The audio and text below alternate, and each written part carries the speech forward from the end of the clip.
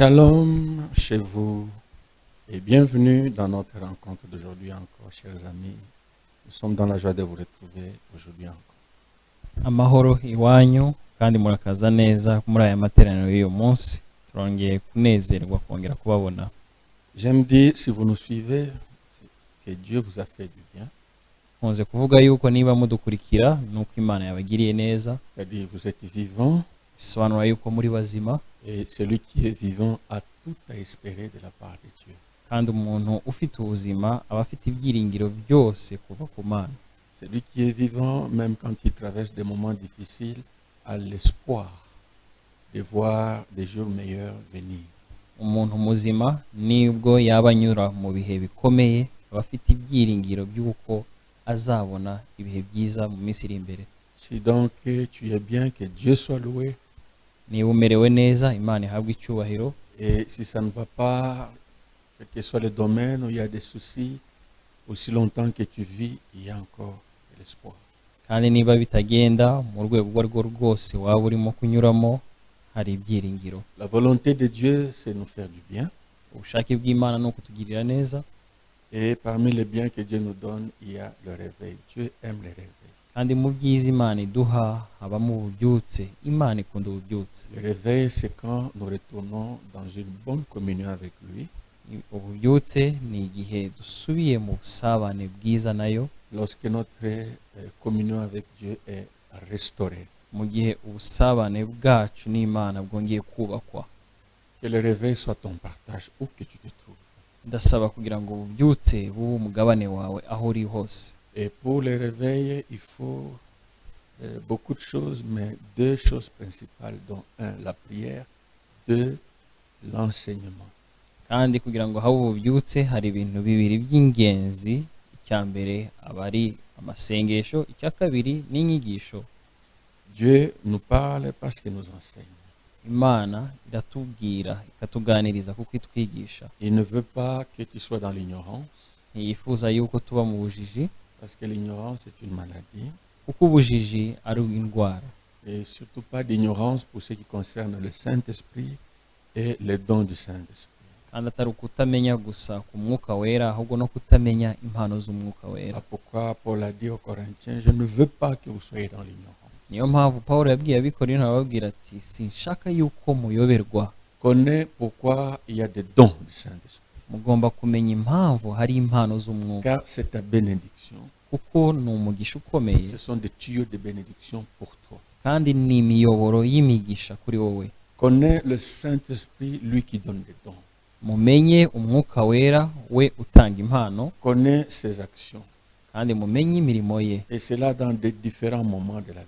Kandi ibyo ngibyo mubimenye mu nzego zitandukanye n'ibihe bitandukanye Connais by'ubuzima. l'importance du Saint-Esprit dans les hauts et dans les bas de la vie. Mumenye umumaro w'umwuka wera mu bihe byiza n'ibihe bibi by'ubuzima. La fois passée, nous avons parlé de l'importance du Saint-Esprit dans les bas de la vie, dans les moments de souffrance qui arrivent à tout le monde. Ubushize twavuze ku mumaro w'umwuka wera mu bihe bibi, mu bihe byo gutsikamirwa, mu bihe bikomeye by'ubuzima. Quand Jacques dit, quelqu'un parmi vous est-il dans la souffrance, qu'il prie. Lorsque nous sommes remplis du Saint-Esprit et que nous sommes dans la souffrance, le Saint-Esprit nous permet d'être attachés à Dieu dans la prière et de voir sa main. Yakobo yavuze ati mbese muri mwebwe hari ubabaye nasenge. Mu gihe turi mu bihe bikomeye, mu gihe turi mu kubabazwa gukomeye, urasenga hanyuma ikiganza cy'Imana kikaba ku buzima bwacu. C'est difficile de prier dans la souffrance quand l'Esprit ne nous aide pas. Biragoye cyane gusenga mu bihe bikomeye umwuka atadufashije. Alors soyons remplis du Saint-Esprit dans les moments difficiles. Kubw'ibyo mwuzure umwuka wera mu bihe bikomeye. Le même Jacques dit aussi, quelqu'un parmi vous est-il dans la joie, qu'il chante des cantiques. Nanone Yakobo arongera akavuga ati mbese muri mwe hari unezerewe naririmbira Imana. On ne peut pas élever Dieu, on ne peut pas chanter, considérer la grandeur de Dieu ou continuer à considérer la grandeur de Dieu quand on est béni. C'est difficile. Ntidushobora kuzamurira Imana icyubahiro, ntidushobora kuramya Imana, ntabwo dushobora gukomeza kwishimira gukomera kw'Imana mu bihe byiza tutuzuye umwuka wera Mais quand on biragoye est rempli du Saint-Esprit, ariko iyo twuzuye umwuka wera l'Esprit de Dieu nous ramène toujours vers Dieu pour reconnaître que c'est lui qui est au top. umwuka wera iteka ryose atugarura ku mana kugira ngo tumenye kandi dusobanukirwe neza yuko ari we uri hejuru ya byose. Aujourd'hui, nous allons parler de l'importance du Saint-Esprit dans les beaux moments de la vie. Uyu munsi turaza kuvuga ku mumaro w'umwuka wera mu bihe byiza by'ubuzima. Nous allons prier le Seigneur. Reka dusenga Imana. Notre Père, notre Dieu, nous glorifions ton nom. Data mana yacu duhaye izina ryawe icyubahiro. Merci pour ce temps que tu nous donnes encore de réfléchir autour de toi.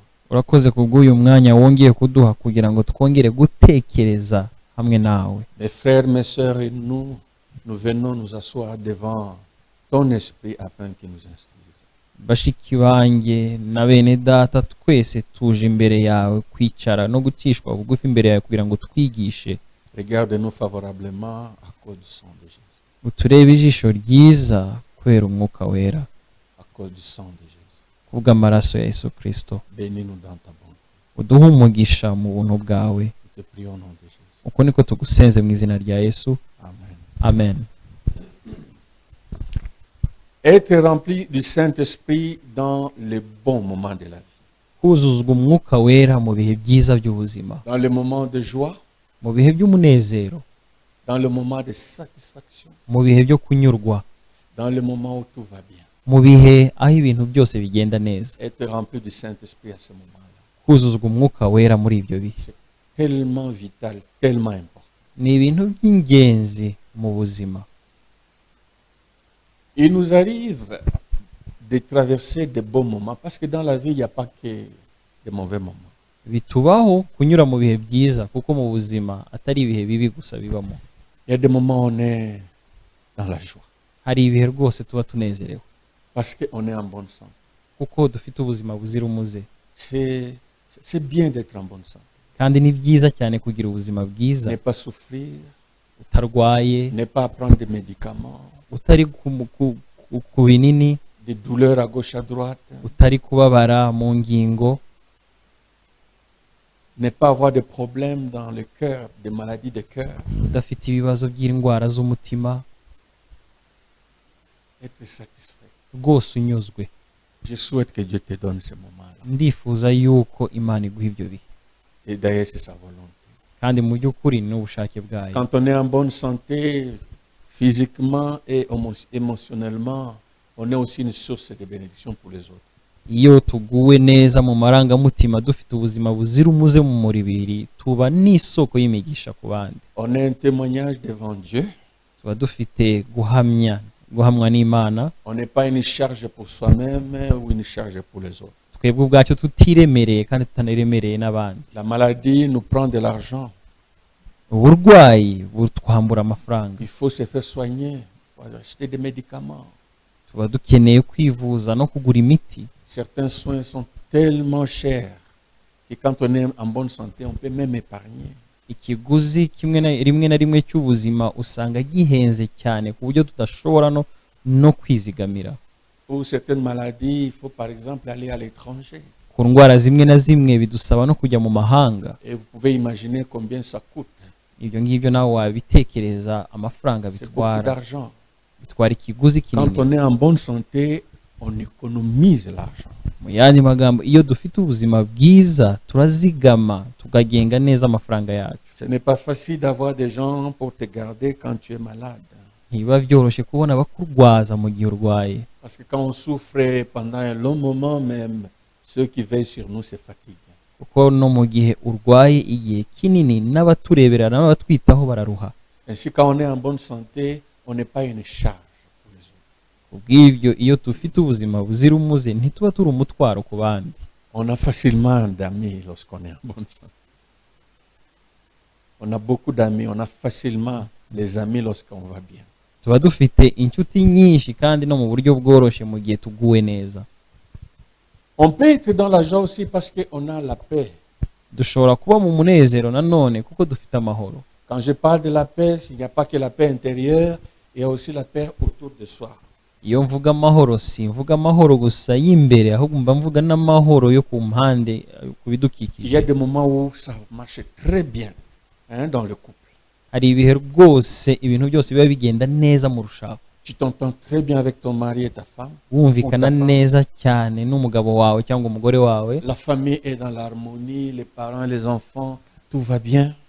umuryango wose mumeze neza muri gahunda nziza, ababyeyi n'abana byose bigenda Qu'est-ce neza. que ça fait du bien que d'être bien au travail avec son boss ou avec ceux qui travaillent pour soi. Mbega umunezero uzanwa no kuba uri amahoro n'abagukoresha cyangwa se abagukorera, Tu es en paix avec les voisins, uri amahoro n'abaturanyi, tu es tranquille. Il n'y a pas donc d'insécurité. Là où il y a la paix, il n'y a pas d'insécurité. uguwe neza utuje, kuko ahari amahoro haba hari n'umutekano, Tu ne redoutes aucun mal. utikanga ikibi icyo ari cyo cyose. Tu n'es pas là dans l'incertitude en train d'attendre un danger quelconque, une attaque quelconque, ou quelqu'un qui veut te faire du mal, quelqu'un qui veut te tuer. Utikanga cyangwa se udafite urujijo, udatekereza yuko hari umuntu uri buze kukugirira nabi cyangwa se ikintu gishobora kuza kukugirira nabi. Mon cher ami, on peut tout avoir, mais être dans l'insécurité.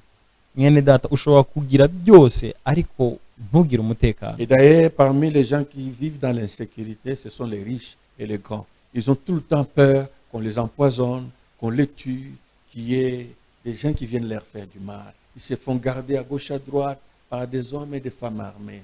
Voilà, chacun son problème. Mais ça fait du bien lorsque tu es dans la sécurité.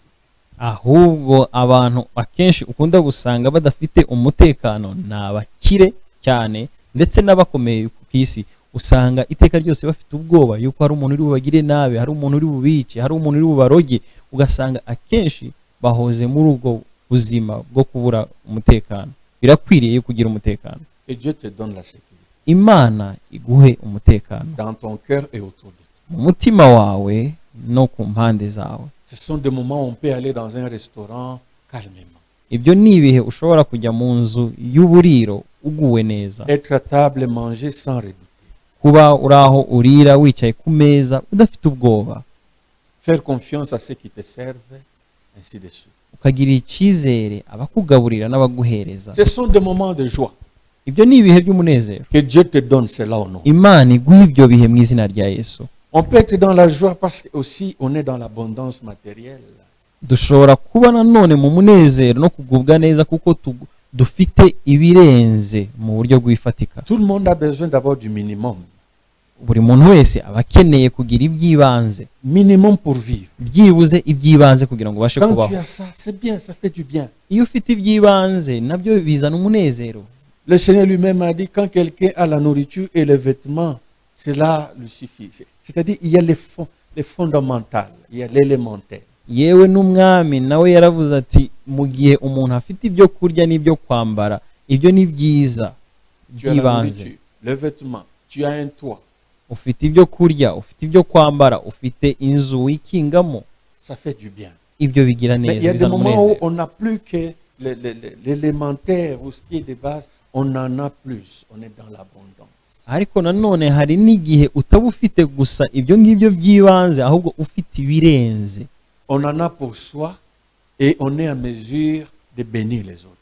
Ufite ibiguhagije ariko nanone unashoboye guhesha abandi umugisha. Tu es satisfait, mais tu deviens aussi une source de bénédiction. Unyuzwe rwose ariko uri n'isoko y'umugisha w'abandi. Tu n'es plus celui qui emprunte, mais tu es celui qui prête.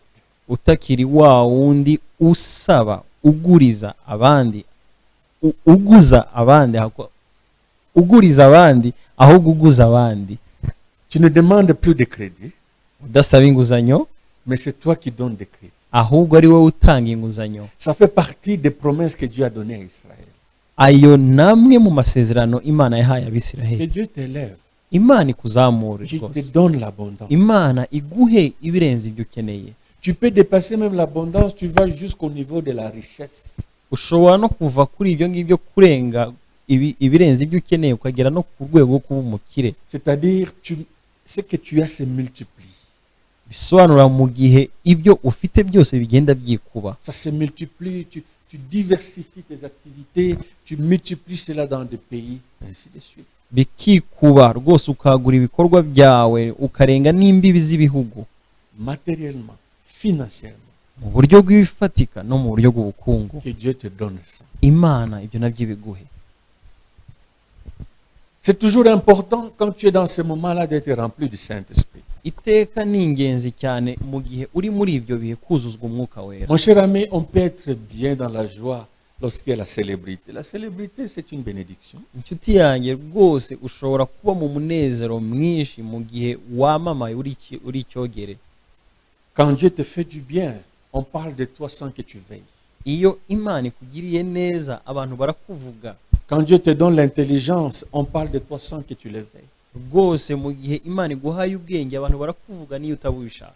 Quand Dieu fait de toi un héros, on parle de toi sans que tu le veilles. Iyo Imana ikugize intwari abantu barakuvuga niyo utabubishaka.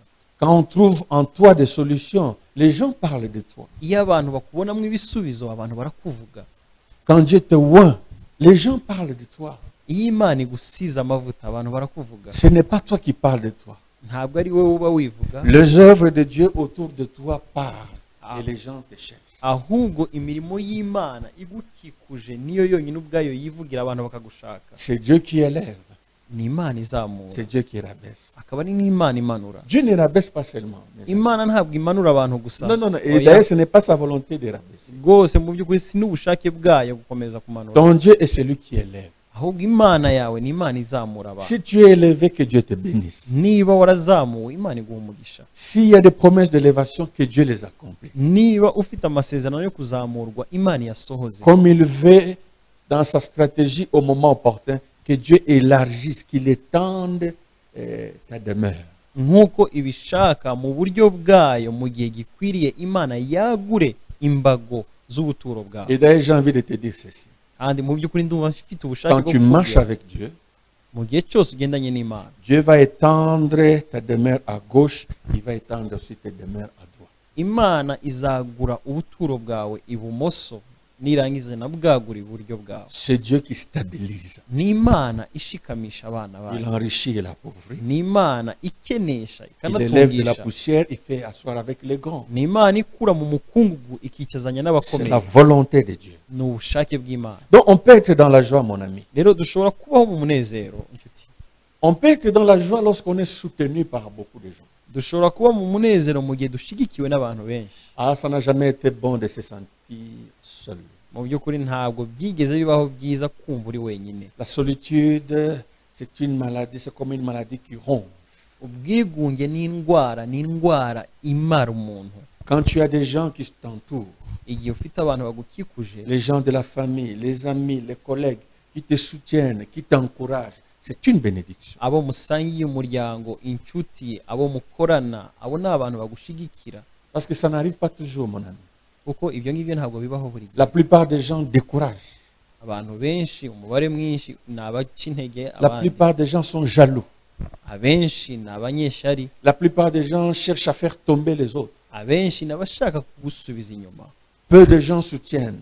Ni abantu bake bashigikira abandi. Peu de gens se réjouissent du bonheur des autres. Ni abantu bake bishimira umunezero w'abandi. Alors quand Dieu te donne des gens qui te soutiennent, qui se réjouissent de ton bonheur, c'est une bénédiction. Et on mu peut gihe être dans la joie. Imana iguhaye abantu bagushigikira bakishimira umunezero wawe n'umugisha. Que Dieu mette loin de toi des gens qui creusent des trous pour que tu tombes. Imana ishire kure yawe abantu bagucukurira ibyobo kugira ngo bigwemo. Mais que Dieu mette avec toi, autour de toi, des gens qui mettent des ponts pour que tu traverses avec eux. Ahubwo Imana ikuzanire kandi ishira abantu bagukikuje bagushiriraho ibiraro kugira ngo bitambukemo. Ce sont des moments de joie. Ibyo ni ibihe Mais by'umunezero. même, comme je continue à le dire, dans ces moments de joie, il est primordial d'être rempli du Saint-Esprit. Ariko nk'uko nakomeje kubivuga ni iby'ibanze kandi ni ingenzi cyane muri ibyo bihe byiza by'umunezero kuzura umwuka wera. On peut être dans la joie parce qu'on te rend un bon témoignage. Umuntu ashobora kunezerwa kuko avugwa neza, atangirwa Ça ubuhamya fait bwiza. du bien qu'on parle bien de nous. Biranezeza cyane iyo batuvuga neza. On aime le respect et un bon témoignage. Dukunda kubahwa no kuvugwa neza. Et d'ailleurs, pour servir Dieu, on a besoin d'un bon témoignage. Kandi mu by'ukuri no gukorera Imana dukeneye ubuhamya bwiza. J'aime dire que pour bien servir le Seigneur, on a besoin de deux choses. On a besoin de l'onction. l'onction vient de Dieu, selon les promesses de Dieu, et quand on prie, les témoignages viennent des hommes. nkunda kuvuga cyane yuko mu gihe kugira ngo dukorere Imana neza dukeneye ibintu bibiri by'ingenzi. Dukeneye amavuta, kandi amavuta ava ku Mana, tugakenera n'ubuhamya bwiza, kandi ubuhamya bwiza buva mu bantu. Quand on a l'onction sans un bon témoignage, il y a des équilibres. Mu gihe dufite amavuta tudafite ubuhamya bwiza, haba hariho guhuzagurika. Et quand on a un bon témoignage sans l'onction, ça ne sert à rien. Kandi nanone iyo dufite ubuhamya bwiza tudafite amavuta, nabyo ntacyo bimaze. Il y a des moments où on peut salir ton témoignage, Hari igihe abantu bashobora kugusebya à tort ou à raison. bakanduza ubuhamya bwawe bafite impamvu cyangwa se bakubeshyera. Quand mon témoignage ou ton témoignage est sali, alors que les gens ont raison, il faut se repentir, demander pardon. Mais quand ton témoignage ou mon témoignage est sali, alors que tu es innocent, prie, tu as besoin d'être rempli du Saint-Esprit pour tenir dans ce moment-là. Igihe cyose ubuhamya bwawe cyangwa se ubuhamya bwanjye bwandujwe cyangwa se buvugwa nabi, dukeneye guca bugufi ugasaba Imana yawe imbabazi, Imana ikakubabarira. Ariko mu gihe ubuhamya bwawe ari bubi bitewe n'uko uri kurenganywa, icyo gihe ukeneye gusenga kugira ngo Imana ikuzamure iguhe ubuhamya Un bwiza. bon témoignage fait du bien. Ubuhamya bwiza buranezeza, Parce qu'un bon témoignage, c'est une recommandation. Les gens te recommandent. kuko ubuhamya bwiza ni nko koherezwa cyangwa se gushigikirwa no kuvugwa neza ngo uyu muntu akwiriye ibyiza. Voilà, on te recommande auprès des autres. Bakakuvuga ku bandi yuko ukwiriye ibyiza. Ibyo nabyo bizana umunezero. Nous pouvons être dans la joie pour beaucoup de raisons. Par exemple, aussi lorsque Dieu nous donne de triompher au milieu de nos ennemis. Dushobora kuba mu byishimo kubw'impamvu nyinshi. Urugero nko mu gihe Imana yaguhaye gutsinda abanzi bawe. On peut avoir des ennemis. Dushobora kugira abanzi. Et les ennemis de l'homme juste sont nombreux. Kandi mu by'ukuri abanzi b'abantu ni benshi cyane. Mais ton Dieu qui est un juste juge t'élèvera là où on a cherché à t'écraser. Ariko Imana yawe ikiranuka ni nziza kandi n'umucamanza mwiza, izakuzamura igihe cyose abantu bashaka kugutsikamira. Quand Dieu te donne la victoire, Iyo Imana iguhaye ubutsinzi, quand tes droits sont ramenés, iyo uburenganzira bwawe bwakugaruriwe, ce qui t'a été pris est ramené. iyo ibyakunyazwe ubigaruriwe, Quand Dieu te rend justice, iyo Imana iguhaye ubutabera, quand il dresse une table devant tes adversaires, iyo Imana iguteguriye ameza imbere y'abanzi bawe, tu es dans la joie. mu by'ukuri bizana umunezero. Que Dieu te donne la victoire Imana iguha ubutsinzi et qu'il me donne la victoire. kandi nanjye impa ubutsinzi. L'élévation, la promotion, Kuzamurwa mu ntera, ça fait du bien.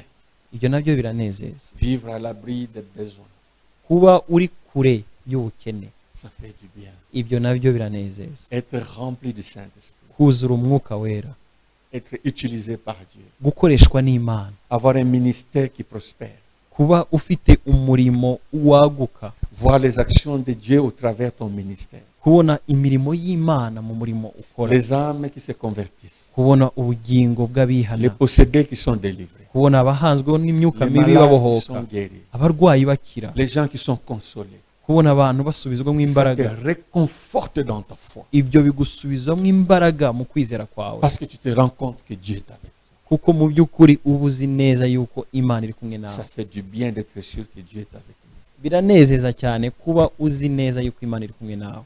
Mon cher ami, Nshuti yanjye, que Dieu multiplie des moments de joie dans ta vie. Imana ikuba ibihe byiza mu buzima bwawe, Qu'il change ton histoire. mu by'ukuri ihindura amateka yawe. Tout le monde a ce moment de joie. Buri wese agira ibihe byo kumunezero, Mais lorsque nous sommes dans la joie, ariko mu gihe turi mu munezero nous avons besoin d'être remplis du Saint-Esprit. dukeneye kuzura umwuka wera, Car lorsqu'on est dans la joie, nous avons besoin de garder la tête froide. kuko mu gihe twishimye dukeneye kumana guca bugufi. Nous devons être stables. Tugomba kuba duhamye. Être bien est une bénédiction, mais être bien, c'est aussi un danger. Kubaho neza ni umugisha, ariko nanone kubaho neza ni akaga. L'élévation est une bonne chose, mais l'élévation peut aussi être un danger. Kuzamuka ni byiza, ariko nanone kuzamuka nanone birimo akaga. S'élargir dans la richesse est une bonne chose, mais la richesse peut aussi être un danger. Kwagurwa mu butunzi ni byiza, ariko nanone ubutunzi bwinshi bushobora kuba ikibazo. Pour gérer ce moment-là, mon ami, kugira ngo ubashe kugenga neza ibyo nous bihe avons besoin d'être remplis du Saint-Esprit. dukeneye kuzuzwa umwuka wera. Lisons dans Actes des Apôtres, chapitre 14. Reka dusome mu byakozwe n'intumwa igice cya 14. Actes des Apôtres 14. Byakozwe n'intumwa 14. Nous allons lire du verset 8 au verset 18. turahera ku murongo wa 8 tugeze ku murongo wa 18. À Lystre se tenait assis un homme impotent de pieds, boiteux de naissance et qui n'avait jamais marché. Il écoutait parler Paul. Et Paul, fixant les regards sur lui et voyant qu'il avait la foi pour être guéri, dit d'une voix forte, « Lève-toi, droit sur tes pieds. » Et il se leva d'un bond et marcha. À la vue de ce que Paul avait fait, la foule éleva la voix et dit en langue lycaonienne, « Des dieux sous une forme humaine sont descendus vers nous. » Ils appelèrent Barnabas Jupiter et Paul Mercure, parce que c'était lui qui portait la parole. Le prêtre de Jupiter, dont le temple était à l'entrée de la ville, amena des taureaux avec des bandelettes vers les portes et voulait, de même que la foule, offrir un sacrifice. Les apôtres Barnabas et Paul, ayant appris cela, déchirèrent leurs vêtements et se précipitèrent au milieu de la foule en s'écriant, « Ô hommes, pourquoi agissez-vous de la sorte? Nous aussi, nous sommes des hommes de la même nature que vous. Et que vous apportant une bonne nouvelle, nous vous exhortons à renoncer à ces choses vaines pour vous tourner vers le Dieu vivant qui a fait le ciel, la terre et la mer et tout ce qui s'y trouve. C'est Dieu dans les âges passés a laissé toutes les nations suivre leur propre voie, quoiqu'il n'ait cessé de rendre témoignage de ce qu'il est, en faisant du bien, en vous dispensant du ciel les pluies et les saisons fertiles, en vous donnant la nourriture avec abondance et en remplissant vos cœurs de joie. À peine purent-ils, par ces paroles, empêcher la foule de leur offrir un sacrifice. Amen. Amen. Irusitira hariho umuntu wavutse aremaye ibirenge, ntabwo yari yarigeze atambuka. Uwo yumvise Pawulo avuga, nawe amuhanze amaso, abona ko afite kwizera kwamuhesha gukizwa. Avuga ijwi rirenga ati, byuka uhagarike ibirenge byawe weme. Arabambaduka, aratambuka. Abahateraniye babonye icyo Pawulo akoze, bavuga ijwi rirenga mu Runyarukawoniya bati, Imana zitumanukiyemo zishushanyije n'abantu. Maze Barinaba bamwita Zewu na Pawulo bamwita Herume, kuko ari we warushaga kuvuga.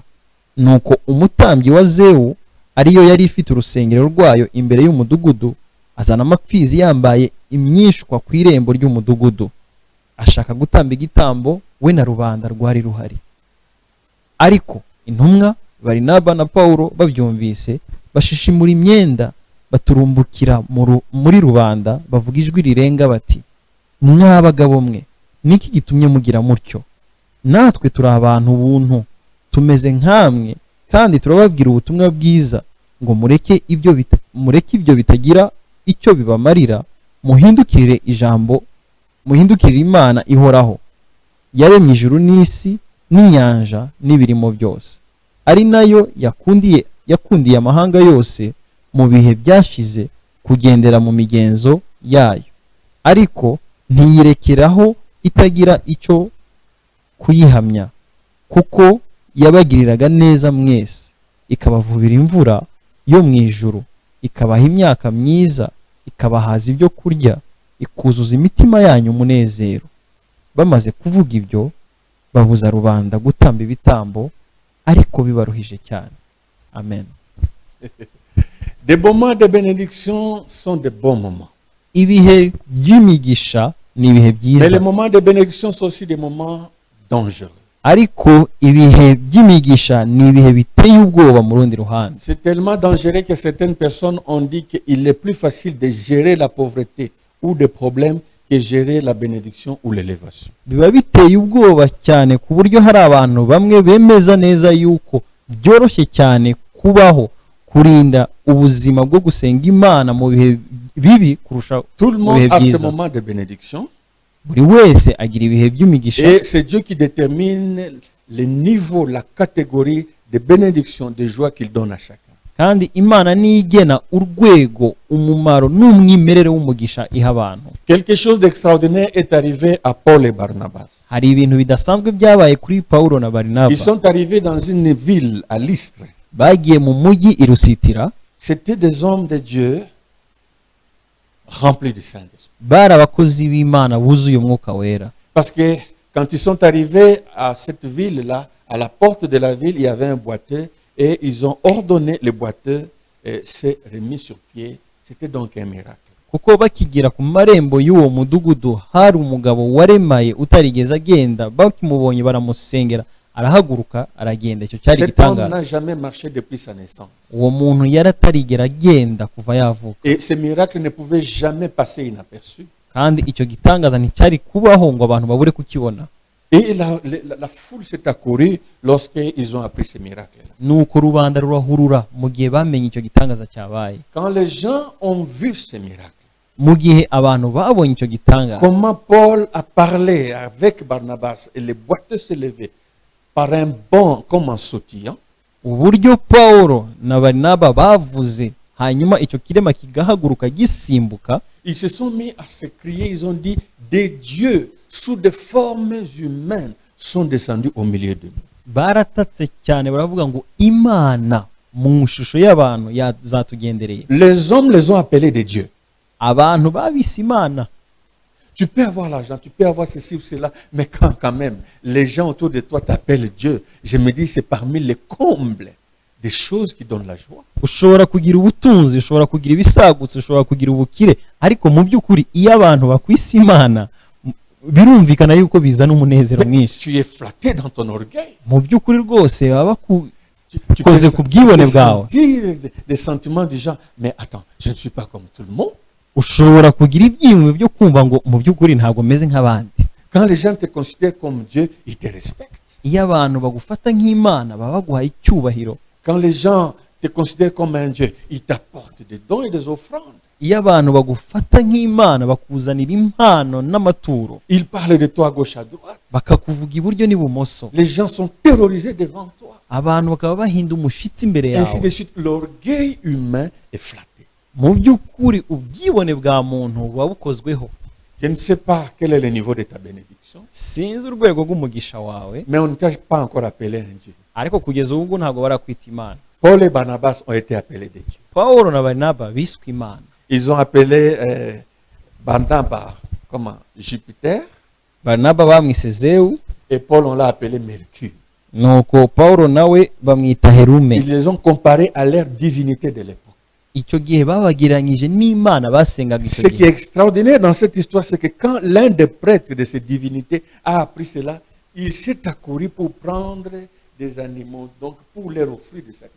Est-ce que vous imaginez ce niveau d'élévation qui flatte l'orgueil humain? Ikintu gitangaje cyane muri iyi nkuru nuko umwe mu batambyi b'izo mana yarirukanse azana imfizi kugira ngo bamutambire igitambo. Ese mushobora kwiyumvisha urwego rw'icyubahiro bari bahawe? On offre des sacrifices, comme on offrait à l'Éternel. Bakagutambira igitambo nk'uko babikorera Imana. Qu'est-ce qui secoue ton cœur? Niki kinyeganyeza umutima wawe? Qu'est-ce qui te flatte autant? Niki kigukoraho cyane Au point de te mettre en danger? ku buryo gishobora no kugushira mu kaga? Qu'est-ce que tu crois que tu as au point d'être en danger vis-à-vis de Dieu? Niki utekereza yuko waba utunze ku buryo gishobora kugushira mu kaga imbere y'Imana? Quel est le niveau que tu as atteint dans ce monde que quelqu'un d'autre n'a jamais atteint, au point que tu te crois tellement extraordinaire? Ni uruhe rwego ushobora kuba waragezeho muri iyi si utekereza yuko uri umuntu udasanzwe? Qu'est-ce qui fait que tu commences à te sentir au-dessus des autres, de tout le monde. niki gituma utekereza yuko uri hejuru y'abandi bose? Et si tu n'es pas encore à ce niveau-là, kandi mu by'ukuri nimba utaragera kuri uru rwego, il y a risque, chaque fois qu'il y a bénédiction, que tu tendes, que tu ailles vers ce piège, cette tentation. haba hari akaga iteka ryose mu gihe ubonye uyu mugisha yuko ushobora kugwa muri iki gishuko. Paul et Barnabas, lorsqu'ils ont appris cela, parce qu'ils étaient remplis du Saint-Esprit. Tu ne peux pas faire lever un boîtier quand tu n'es pas rempli du Saint-Esprit. Je dis donc, quand ils ont appris cela, ils ont été tristes au milieu de la gloire. Pawulo na Barinaba bamaze kumenya ibyabaye kubera ko bari buzuye umwuka wera, kuko nanone ntabwo bashoboraga guhagurutsa ikirema batuzuye umwuka wera. Ibyo ngibyo byarabatangaje, Ils ont été tristes. birabababaza. Quand tu es rempli du Saint-Esprit Igihe cyose wuzuye umwuka et wera que tu es dans l'élévation, dans la joie, ukaba uri mu kuzamuka rwose, uri mu munezero, tu seras triste, pas d'une tristesse qui vient parce que tu manques quelque chose, tu seras triste à cause des dangers éventuels qui sont autour de toi. uzagira agahinda atari agahinda k'ibyo ukennye cyangwa se ibyo udafite, ahubwo uzagira agahinda gatewe n'ubwoba bw'ibintu bishobora kukubaho. Paul et Barnabas Pawulo na Barinaba se sont levés et ont parlé aux gens qui étaient là. barahagurutse batangira kubwira abantu bari bari Ils aho, leur ont dit ceci: barababwira bati ne faites pas ça. mwe gukora ibyo, Parce que nous, si nous sommes des hommes comme vous, kuko twebwe turi abantu nk'amwe, des hommes comme vous, turi abantu nk'amwe, nous sommes des hommes et des femmes comme les autres. turi abagabo, turi abagore nk'abandi, Nous sommes des humains comme les autres. turi abantu buntu Nous nk'abandi, sommes des hommes et des femmes comme tout le monde. kandi turi nk'abagore nk'abandi, Les hommes et les femmes comme les autres. abagabo n'abagore nk'abandi rwose. Nous ne sommes pas différents des autres. Ntabwo turi abantu batandukanye Nous ne n'abandi, venons pas d'une autre planète. ntabwo tuvuye mu yindi si, Nous ne sommes pas nés avec des millions et des milliards. ntabwo twavukanye amamiliyari, Nous ne sommes pas nés avec une renommée, une réputation. ntabwo twavutse tuzwi twogeye. Ce que nous avons et ce que nous sommes est le fruit de ce que l'Éternel a fait pour nous. Ibyo dufite n'ibyo turi byo ni imbuto z'iby'Imana yakoze Est-ce que muri tu twe. te souviens de cela? Ese ibyo ujya ubyibuka nawe? Il est important que tu te souviennes de cela. Birakwiriye yo kubyibuka. Et qui va t'aider à te souvenir de cela? Ninde uzagufasha kubyibuka? C'est le Saint-Esprit. Ni umwuka wera.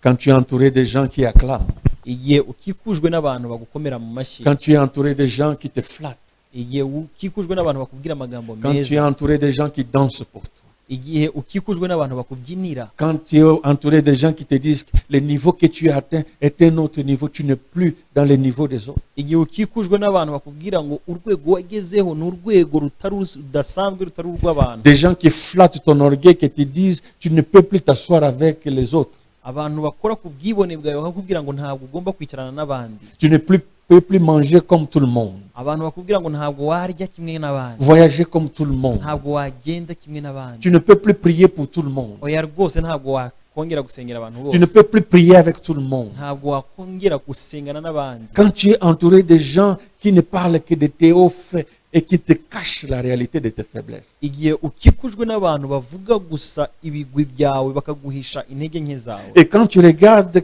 effectivement, ce qu'ils disent est vrai. kandi mu by'ukuri wakitegereza ukanumva ibyo bari kuvuga ugasanga C'est vrai, tu as le pouvoir. ni koko ufite C'est vrai, ubutwari, tu es élevé. ni koko warazamuwe, C'est vrai, tu y as les moyens. ni koko ufite ubushobozi, C'est vrai, tu peux mettre en prison qui tu veux. nibyo koko ushobora gushyira mu nzu y'imboho Tu peux ushaka, fabriquer des dossiers comme tu veux. ushobora guhimba amadosiye uko ubishaka, Tu peux tuer. ushobora no kwica.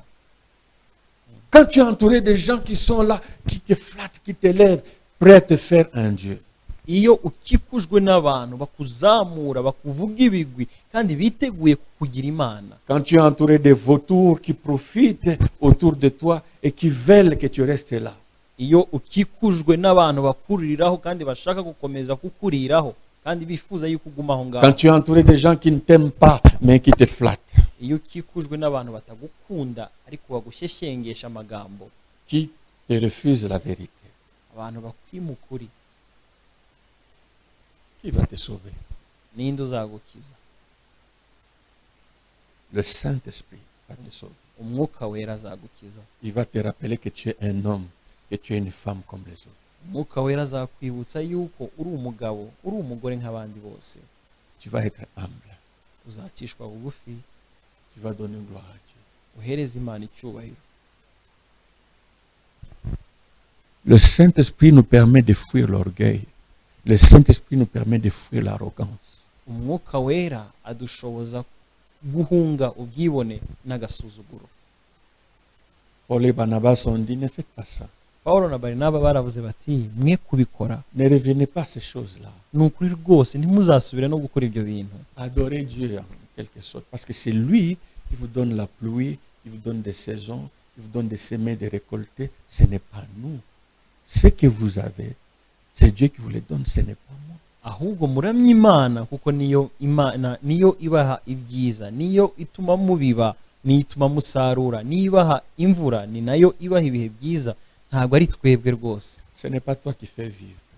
Ntabwo ari wowe ubeshaho abandi. Ce n'est pas toi qui élèves. Si wowe uzamura abandi. Ce n'est pas toi qui donne la santé aux hommes. Si wowe uha abandi ubuzima bwiza. Ce n'est pas toi qui donne la vie éternelle. Si wowe utanga ubugingo buhoraho. Tu n'es mort pour personne. Ni ukuri rwose nta muntu wigeze upfira. Tu n'étais pas à la croix. Ntabwo wari ku musaraba. Tu n'as pas versé le sang pour les gens. Ntabwo wigeze umenera abantu amaraso. Et même si nous avons des héros dans ce monde, leur propre sang est impur parce qu'ils sont eux-mêmes pécheurs. Donc, ils ne peuvent sauver personne spirituellement. Kandi mu by'ukuri no mu muryango mugari nubwo dufite intwari amaraso yabo yaguye mu butaka kuko nabo ubwabo bari abanyantege nkeya bafite intege nkeya zabo. Nous bénissons Dieu pour leur vie. Turashima Imana kubw'ubuzima bwabo. À cause de beaucoup de bonnes choses nous sont arrivées, mais pour ce monde. Kubw'ibihe byiza kubw'ibintu byiza bakoze twageze ku bihe byiza mu. Mais le salut de l'âme. Ariko agakiza k'ubugingo. Personne ne donne ça à quelqu'un d'autre. Nta muntu ugaha undi.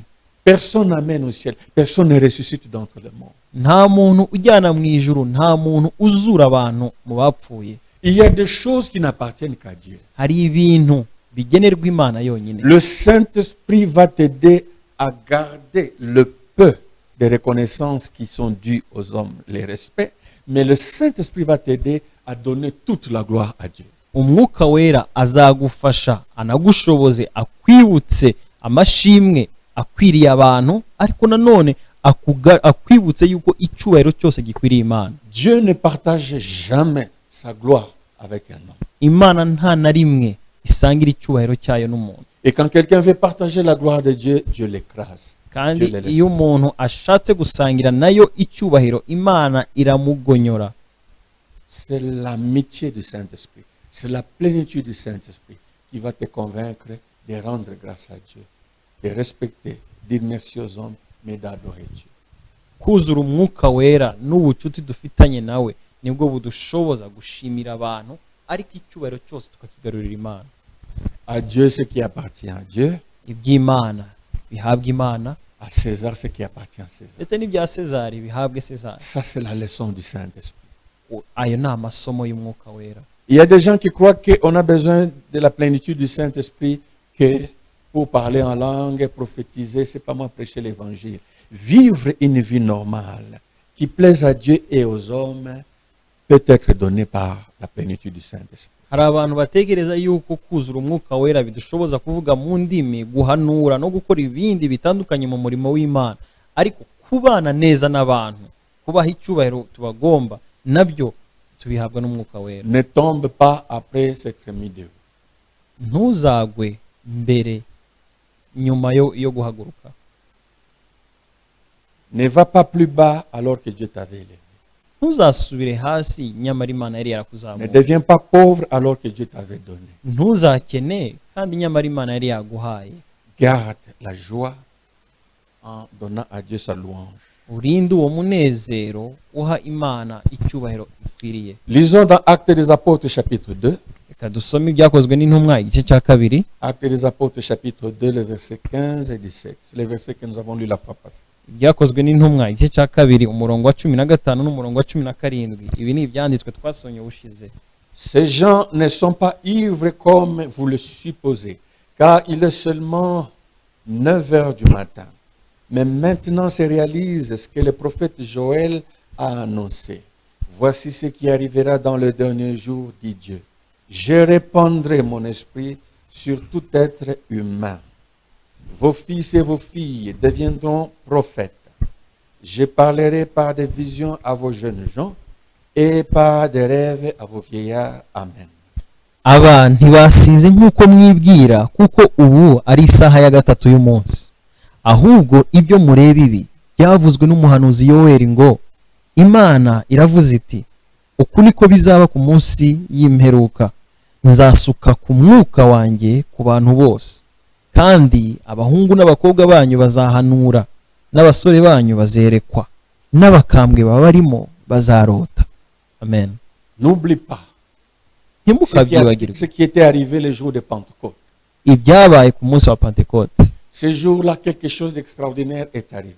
Uwo munsi hari ibintu bidasanzwe byabaye. N'oublie pas aussi que Pentecôte peut arriver à toi aussi tous les jours, à n'importe quel moment. Nawe ntiwibagirwe yuko uyu munsi wa Pentecote ushobora kukubaho mu gihe icyo ari cyo cyose ahantu hariho hose. Les jours de Pentecôte, les gens qui étaient là ne comprenaient pas ce qui était arrivé aux disciples. Umunsi wa Pentecote wari umunsi udasanzwe ku buryo abantu batigeze basobanukirwa ibyari biri kuba ku Ils faisaient des commentaires comme ils voulaient. bavugaga amagambo bashaka. Les uns se sont mis à se moquer d'eux. Bamwe batangiye kubakwena. Mais Pierre s'est levé, il a dit ceci. Ariko Petero yarahagurutse Ces gens aravuga ne ati sont pas ivres. aba bantu ntabwo basinze. Tu ne seras pas ivre lorsque tu es rempli du Saint. Ntabwo uzaba umusinzi mu gihe wuzuye umwuka C'est-à-dire tu wera. n'auras pas perdu la raison quand tu seras rempli du Saint. Mu yandi magambo ntabwo uzatakaza imyumvire myiza wujujwe umwuka Tu auras wera. plus à gagner qu'à perdre lorsque tu seras rempli du Saint-Esprit. Uzaba ufite ibintu byinshi byiza byo kubona no guhabwa kurusha ibyo wahomba. C'est dans ton intérêt, c'est dans mon intérêt que nous soyons remplis du Saint-Esprit. Ni kubw'inyungu zawe n'inyungu zanjye kugira ngo Parce que twuzuze quand nous umwuka sommes wera. remplis du Saint-Esprit, Kuko igihe cyose twujujwe la umwuka, parole que Dieu a dite par le prophète Joël s'accomplira. amagambo Imana yavuze mu kanwa ka Yoweri arasohora.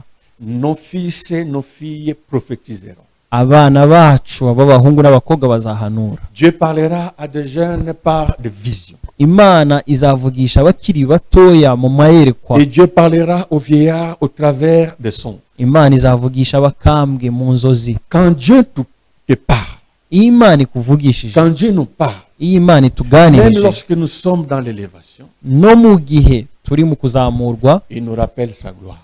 itwibutsa icyubahiro cyayo. Amen. Il nous rappelle d'être humble. Itwibutsa guca bugufi. Il nous rappelle, il nous montre les dangers de l'orgueil. Iratwibutsa yarangiza ikatwereka akaga kari mu bwibone. Être prophète, c'est de voir les dangers qui est devant. Kuba umuhanuzi ni ukubona akaga kari imbere. Être rempli du Saint-Esprit ne veut pas dire trembler seulement. C'est avoir l'enseignement qui te montre les dangers, qui te rappelle que l'orgueil précède la chute. Kuzuzwa umwuka wera si ugutitira gusa, ahubwo ni ukubona inyigisho zikwibutsa ukabona imbere n'akaga kari mu L'orgueil précède la chute. n'akaga kuko iteka ryose ubwibone bubanziriza kugwa. Le Saint-Esprit te rappelle ce principe. Umwuka wera akwibutsa iryo hame. Quand tu rencontres un homme orgueilleux, une femme orgueilleuse, Iyo uhuye n'umugabo cyangwa se umugore w'umwibone, je parie, je te confirme qu'il n'y a pas de plénitude du Saint-Esprit dans la vie de cette personne. mu by'ukuri rwose ndabiguhamiriza kandi ndabyemeza yuko nta kuzura umwuka wera kuri muri uwo muntu. Tu ne peux pas être rempli du Saint-Esprit et être arrogant et orgueilleux. Ntushobora kuzura umwuka wera ngo wuzure ubwibone n'agasuzuguro. Mais quand tu es rempli du Saint-Esprit, Ariko iyo wuzuye umwuka wera, il y a des lampes d'alerte qui s'allument continuellement dans ton cœur. Fais attention, fais attention. Souviens-toi que tu n'es qu'un homme. Souviens-toi que tu n'es qu'une femme. Descends devant Dieu. Donne gloire à Dieu. Aime les autres. Ça, c'est la prophétie qui te conduit à la victoire. haba hari ibishashi, imuri n'amatabaza akwibutsa iteka ryose yuko hari Imana, icyubahiro cy'Imana, yuko udagomba kwishira hejuru, yuko byose ari umurimo w'umwuka Le wera. Saint-Esprit te rappellera ton parcours, Umwuka wera azakwibutsa urugendo rwawe, d'où tu viens, aho ukomoka, quand tu étais sans moyens, igihe wari uri ntacyo ufite, sans fanatique, udafite abakogeza, sans force, udafite imbaraga, sans reconnaissance, utazwi, sans autorité. nta butware. Le Saint-Esprit te rappellera ça umwuka wera ibyo azabikwibutsa et tu donneras gloire à Dieu. bitume uha imana icyubahiro Et tu vas sécuriser ton avenir. kandi uzashira ejo hawe hazaza mu mutekano. Que Dieu te remplisse du Saint-Esprit dans ton élévation. Imana ikuzuza umwuka wera mu kuzamurwa kwawe. Demande-le. Ubisabe Tu auras cela. uzabihabwa. Que Dieu vous bénisse. Imana ibahe umugisha. Nous allons prier le Seigneur. Tugiye gusenga Imana. Alpha et Oméga, nous te glorifions. Itangiriro n'iherezo tuguhaye icyubahiro. Béni soit ton nom, toi qui élèves et qui abaisse, Izina ryawe rihabwe icyubahiro, wewe uzamura ukamanura, qui enrichit, qui appauvrit, wewe utungisha ukanakenesha, qui ouvre et qui ferme. wewe ukingura ukanakinga. Que toute la louange te revienne. Ibisingizo byose bikugarukire. Je te recommande mes frères et sœurs dans les hauts et dans les bas de leur vie. Nkweretse mwene data na mushiki wanjye bari kubaho mu buzima bwiza n'ububi, Quel que soit le niveau que nous traversons, urwego urwo arirwo rwose twaba turi kunyuramo. nous prions pour que tu nous remplisses de ton esprit, que tu marches avec nous. Turasaba kugira ngo twuzuze umwuka wera nurangiza ugendane natwe. Garde-nous contre les pièges Uturinde imitego et oriente-nous. kandi utuyobore. Tiens-nous par la main, Saint-Esprit. Udufate amaboko umwuka wera, Sois devant nous ube imbere yacu pour que nous puissions te suivre. kugira ngo tubashe kugukurikira. Bénis ton peuple, Père. Hereza umugisha ubwoko bwawe data, Bénis encore ton Église. uha umugisha itorero ryawe. Nous te prions ainsi. Uko niko tugusenze Au nom de Jésus. mu izina rya Yesu Kristo, Amen. amen. Que Dieu vous bénisse. Imana ibahe umugisha. À la prochaine, si Dieu le veut. Naho ubutaha Imana nibishima.